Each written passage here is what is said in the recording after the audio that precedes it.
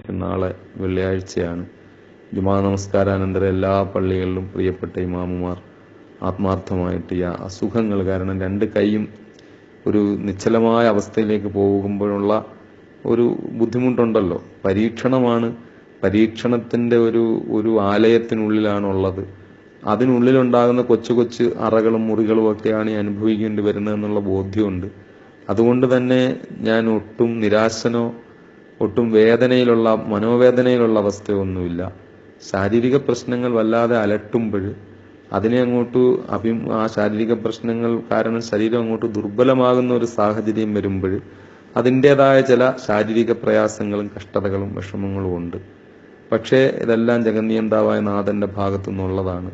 നമ്മളെക്കാൾ കൂടുതൽ വിഷമങ്ങൾ എൻ്റെ കൂടെ നിൽക്കുന്ന കുട്ടികളൊക്കെ വളരെ വിഷമിക്കുകയും പ്രയാസപ്പെടുകയൊക്കെ ചെയ്യും. അടുത്ത് വന്ന് ഈ കൈയും കാലും ഒക്കെ ഇങ്ങനെ മരവിച്ചിരിക്കുന്ന കാണുമ്പോൾ അവർ എണ്ണയിടുകയും തടവുകയൊക്കെ ചെയ്യുമ്പോൾ അവരിങ്ങനെ വിഷമം പറയുമ്പോൾ ഞാൻ പറയും, ഒരു മ്യാൻമറിലെ ഒരു ദിവസം നടക്കുന്ന അക്രമത്തിന്റെ ഫോട്ടോ കണ്ടാൽ, അതിന്റെ വീഡിയോ കണ്ടാൽ ഈ വിഷമമൊന്നും ഇതെല്ലാം പോവും. സിറിയയിൽ നടക്കുന്ന മനുഷ്യാവകാശ നിഷേധം കണ്ടാൽ അതോടുകൂടി ഈ വിഷമമൊക്കെ അങ്ങ് തീരും. ഒരു മനുഷ്യന്റെ ജീവിതമല്ലേ, ആ ജീവിതത്തിൽ പരമാവധി സംഭവിക്കാവുന്നത് മരണമാണല്ലോ, അതിനപ്പുറത്തൊന്നുമില്ല. അതുകൊണ്ട് ഒരുപാട് ദുഃഖിക്കുകയും വിഷമിക്കുകയും ചെയ്യുകയല്ല വേണ്ടത്, റബ്ബിനോട് പ്രാർത്ഥിക്കുകയാണ് ചെയ്യേണ്ടതെന്ന് ഞാൻ അവരെയൊക്കെ സമാധാനിപ്പിക്കാറുണ്ട്. അതുതന്നെയാണ് എനിക്ക് എൻ്റെ പ്രിയപ്പെട്ട സഹോദരങ്ങളോടും പറയാനുള്ളത്. നിങ്ങളെല്ലാവരും ആത്മാർത്ഥമായി പ്രാർത്ഥിക്കുക, പ്രാർത്ഥനയ്ക്ക് വേണ്ടി പരസ്പരം വസിയത്ത് ചെയ്യുക. ഒരു പൊതുസമൂഹത്തിൻ്റെയും കേരളത്തിൻ്റെ ഉത്തരവാദിത്തപ്പെട്ടവരുടെയൊക്കെ ഒരു ഇടപെടൽ ഈ കാര്യത്തിൽ ഉണ്ടാകുന്നതിന് വേണ്ടി, വേറൊന്നും വേണ്ട, നീതി ലഭ്യമാകാൻ വേണ്ടി കേസ് പെട്ടെന്ന് തീർന്നു കിട്ടിയാൽ മതി.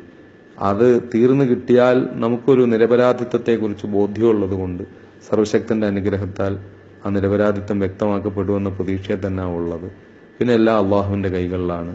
ആത്മാർത്ഥമായി പ്രാർത്ഥിക്കുക. എൻ്റെ ഈ വിഷമാവസ്ഥയിൽ ഞാൻ എല്ലാവർക്കും വേണ്ടിയും പ്രാർത്ഥിക്കുന്നുണ്ട്.